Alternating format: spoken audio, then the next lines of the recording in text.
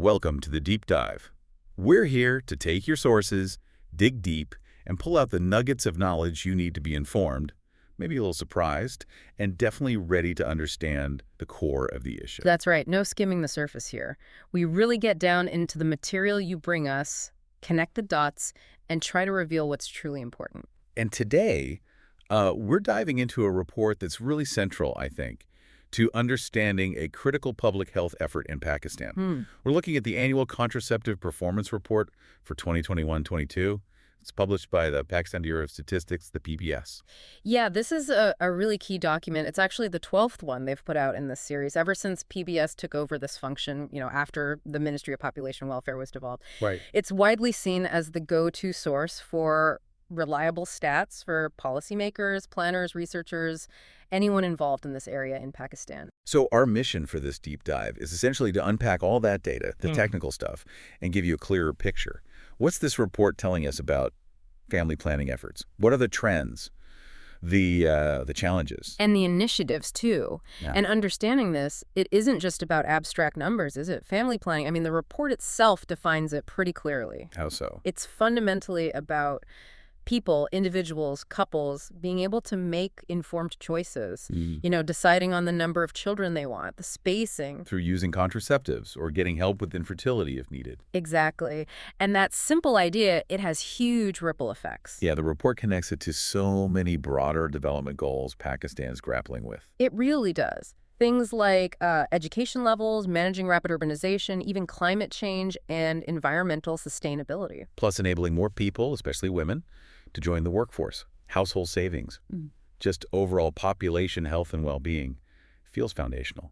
Totally foundational. And that's why having solid data is so critical. It's why the PBS compiles this report to give that empirical basis for policy, for planning, for research. And just keeping the public and academia in the loop, too. Right. Okay, let's get into the data itself then.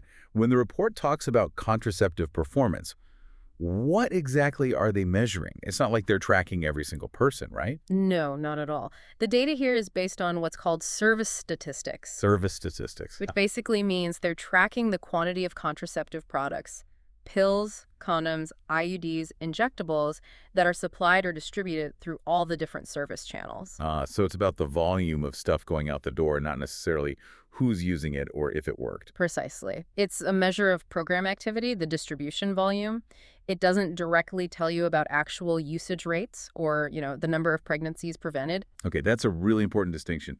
It's supply-side data. So how do they compare, say, distributing 1 million condoms versus performing 1,000 IUD insertions? They must have a way to standardize that. They do. The core metric they use is called couple years of protection, or CYP. CYP, couple years of protection. Yeah. And it's an estimate, that's the key word here, estimate of how much contraceptive protection is theoretically provided by all those methods they distribute. How do they calculate that estimate? They take the quantity of each specific method distributed, like the number of condoms or IUD insertions or vials of injectables, and they multiply it by an internationally agreed upon conversion factor. Conversion factor. Like X number of condoms equals 1 year protection. Exactly. The report lays it out. For instance, they estimate 120 condoms distributed equals 1 CYP. Okay. Or 1 IUD insertion counts as, depends on the type, but either 4.6 or 3.3 CYP. Same for injectables. A certain number of doses equals 1 CYP. So it's a mathematical way to translate sheer volume of different products into a single comparable unit of potential protection. That's the idea. It lets you compare the theoretical output of different methods and programs. 1,000 long-acting methods might generate way more CYP than, say, 100,000 short-term ones. But it's still based on distribution and those conversion factors, while maybe accounting for some wastage or typical use. They don't actually confirm someone used it continuously for that long. Oh, they don't. It remains a measure of supply and potential protection, not confirmed, continuous effective use by individuals. It's measuring program effort or reach, you could say. Got it. Effort, not necessarily impact in terms of actual averted pregnancies. And the report also mentions using this service data along with population estimates. Right. Estimates of the number of married women of reproductive age, or MWRA. Which they put at about, 16.2% of the total population from the 2017 census? Yeah, around that figure. They use those two things. The service stats converted to CYP and the MWRA population estimate to sort of approximate the modern contraceptive prevalence rate, the MCPR. Okay, so it's an estimate built on another estimate, essentially.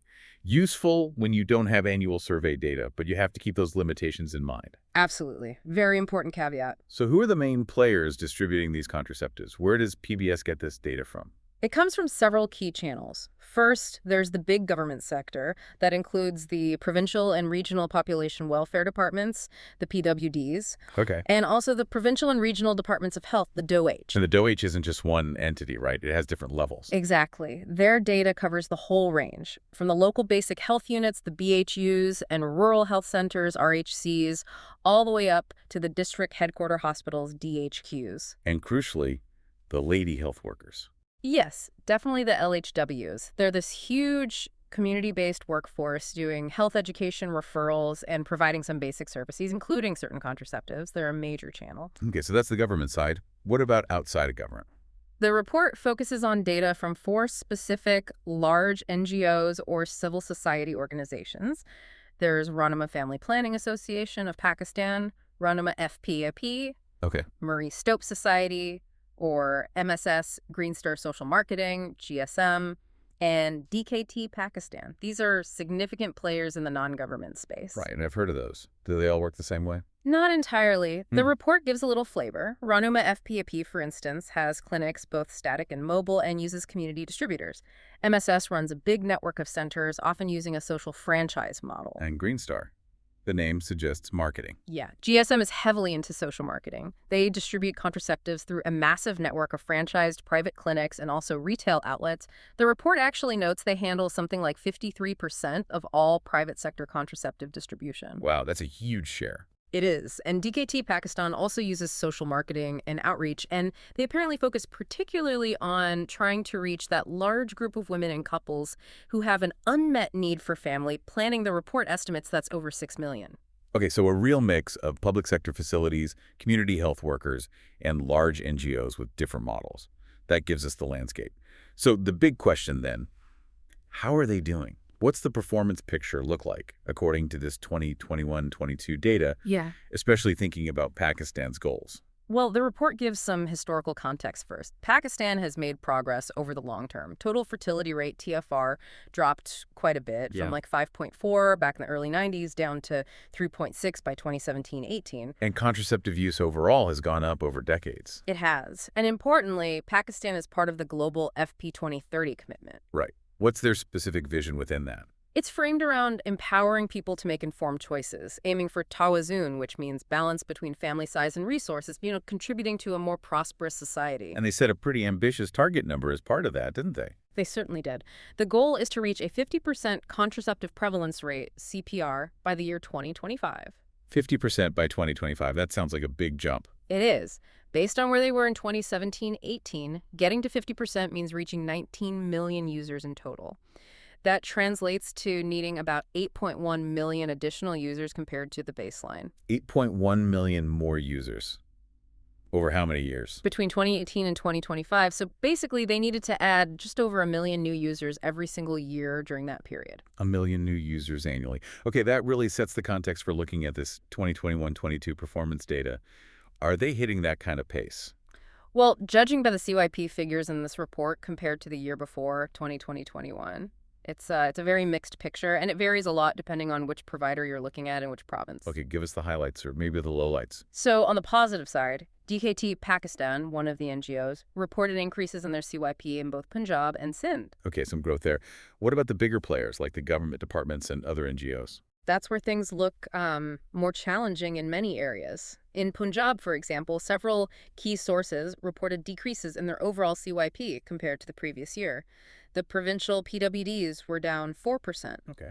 The DOH health facilities down about 7.6%. Yeah. And maybe the most striking figure, The DOH lady health workers in Punjab, their reported overall performance was down a massive 37.8%. Wow, nearly 40% drop from the LHW channel in Punjab. That's huge. It is, and several NGOs in Punjab also saw big drops reported. Rahnuma down over 42%, Murray Stopes down over 28%. Green Star also saw a decrease nationally. And in Sindh province, the PWDs reported a drop of over 20%. Those are some really significant declines in major channels. Does the report give any reasons why these drops happen? Was it just lower demand? Not necessarily demand. The report points quite clearly to external factors, particularly supply chain issues. For instance, it explicitly mentions stockouts of contraceptives and procurement problems as reasons for a large decrease in Balochistan's PWD performance. Oh, so if the supplies aren't there? Exactly, you can't distribute them. Conversely, in the merged districts of KT, they saw a big increase, which the report attributes to improved stock availability and better governance. So supply is key. That makes a lot of sense. What about the NGOs? Why the drops there? Similar factors mentioned. For Green Star, lingering challenges from the COVID pandemic affecting their distribution networks were cited. For Marie Stopes, a major factor was reduced donor funding, which apparently led them to scale back their franchise clinics and stop offering free service vouchers. So funding cuts and supply chain problems are really driving these performance numbers down in many cases. It seems to be a major factor according to the report's own analysis, yes. Okay, let's drill down a bit more. Within those providers, did the mix of methods change? Were certain types of contraceptives seeing bigger shifts in distribution? Yes, definitely. This is where you see some interesting dynamics. If you look at the PWDs, the Government Population Welfare Department, they reported really notable increases in the distribution of long-acting reversible contraceptives, LARCs, and permanent methods. Sterilization was up, get this, 150.8%. Whoa, 150% increase in sterilization. Huge jump. IUD distribution also up nearly 25%. Implants up over 19%. Injectables, another popular method, were also up about 24%. So big push or uptake in longer-term methods through the PWDs. What about short-term methods like pills and condoms? Those went down through the PWDs. Condom distribution was down about 28%, and oral pills down over 15%. Interesting. So it looks like PWDs might be shifting focus or resources towards methods that offer theoretically longer protection per client interaction, even if the overall CYP went down slightly in some areas. That could be one interpretation, yes. The CYP per event is higher for those methods. What about the DOH health facilities? Do they show similar trends? Somewhat similar, but with variations. They also reported increases in oral pills distribution up nearly 47%, and IUDs up over 20%, and implants up over 56%. So increases in those. But, like the PWDs, they saw decreases in condom distribution, down almost 19%, and injectables down over 12%. And here's another striking figure. Contraceptive surgeries performed through DOH facilities plummeted, down almost 70%. 70% drop in surgeries through DOH. That's enormous. Does the report explain that one? You know, it doesn't offer a specific reason for that particular dramatic drop in the DOH surgery numbers. It's definitely a figure that jumps off the page and makes you wonder what happened there. It really does. Needs more investigation. Okay, what about the lady health workers? You mentioned their overall numbers were down sharply in Punjab, but were there method-specific trends within the LHW network? Oh, absolutely. And this is where you get some almost unbelievable numbers and huge regional differences. Overall, despite the total CYP drop in Punjab, LHWs there reported a staggering 126% increase in injectable distribution compared to the previous year. Wait, say that again? Over 1,000% increase? Yes, 1026% increase in injectables distributed by LHWs just in Punjab in 1 year. That number sounds potentially like a data issue itself, or was there some massive specific push? It's an extraordinary figure. The report doesn't fully unpack the why behind that specific magnitude, but it stands in really stark contrast to other regions. In Sindh and Balochistan, LHW injectable distribution actually decreased significantly, down 85% and 39% respectively. So massive surge in Punjab, huge drops elsewhere for LHW injectables. What about other methods via LHWs? Again, supply issues pop up. The report mentions stock problems affecting LHW services in places like AJK and Gilgit-Baltistan.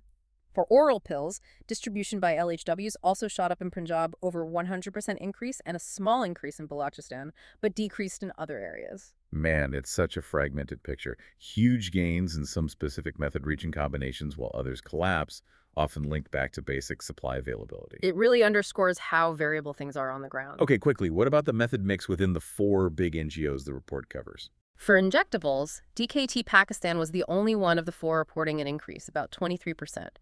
The others saw decreases. Now, for condoms, this is where that discrepancy comes up that we talked about earlier. Oh, yes, the contradictory data point. Right.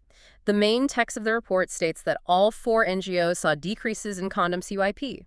Ranuma down over 50%, Marie Stopes down 44%, Green Star down about 19%, DKT down 7%. Okay, so decreases across the board according to the text. But then you look at one of the graphs included in the report, and it actually shows increases for Green Star up 18.9% and DKT up 7.2% in condom distribution CYP. So the text says down, the graph says up for 2 major NGOs. Exactly. It's a clear inconsistency within the official report itself. What does that tell you, finding something like that in the source document? Well, it tells you that compiling and ensuring the accuracy of data from so many different sources with potentially different reporting systems or timings is inherently really complex and challenging. It could be a simple typo, a data entry mistake, maybe the text and graph use slightly different data sets. Or just highlights a real issue with data quality control. Precisely. It's a red flag about data quality and consistency, which, to be fair, the report itself acknowledges as a major challenge later on. It makes you read all the numbers with a, let's say, critical eye.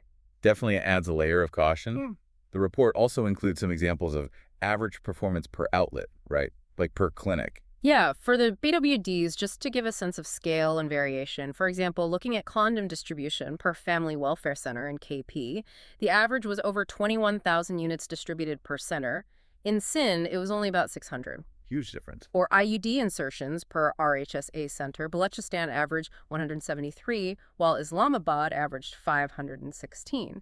It just shows how much the level of activity can vary from place to place, even within the same type of government facility. Really paints that picture of unevenness. Wow. Okay, so despite the challenges, the mixed numbers, the data issues, the report does talk about ongoing initiatives, right? Efforts to improve things. Yes, absolutely. It highlights several examples. PWD SIN, for instance, has put together a really comprehensive FP 2030 roadmap.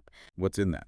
It outlines specific goals like integrating services better, improving quality, boosting communication efforts, SBCC, strengthening laws, getting men more involved. Sounds ambitious. It is. Plus, strengthening systems like supply chains, training centers.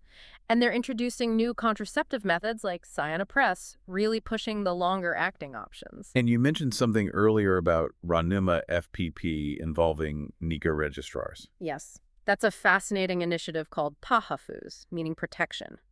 They're training the religious officials who perform marriages, the NICA registrars. Do what exactly? To counsel the newlywed men right at the time of marriage about sexual and reproductive health, about family planning options.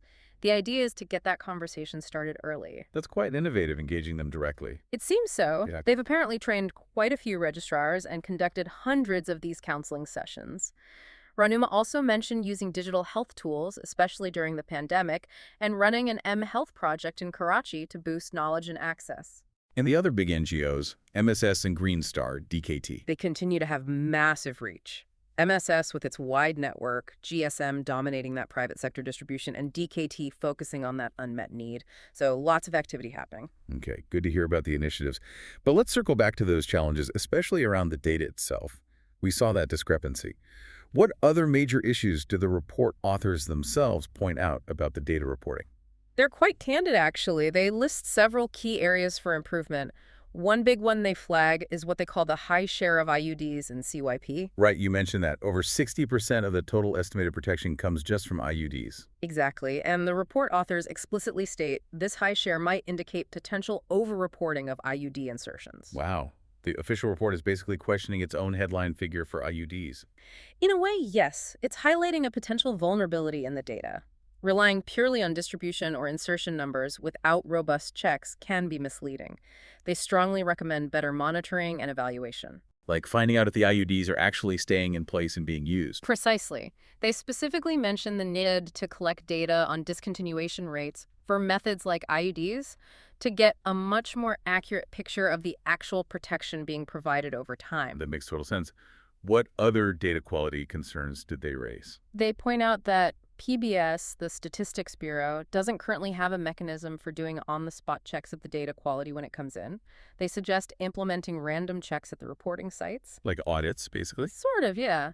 They also mentioned delays in getting the data submitted, especially from the health departments, which obviously impacts how timely the final report can be. And with so many different groups reporting PWDs, DOH, all those NGOs, coordination must be tough. Very tough. The report explicitly calls for better coordination among everyone who submits data at the provincial level.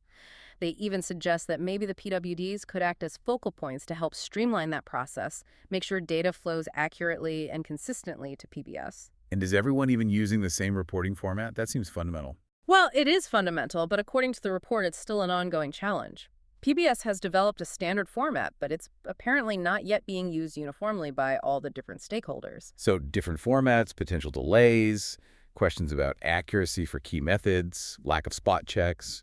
It paints a picture of a data system under strain.